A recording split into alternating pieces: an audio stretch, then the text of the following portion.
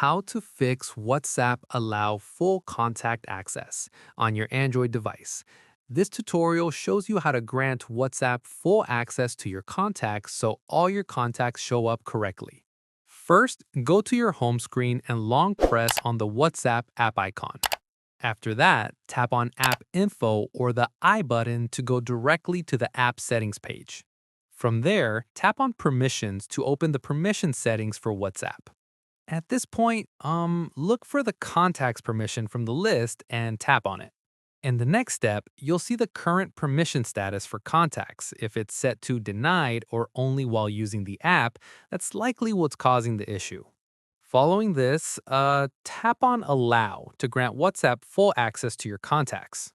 Once done, go back to the app info page and tap on Storage.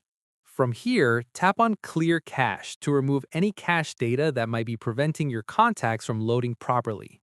At this stage, go back to your home screen and open WhatsApp.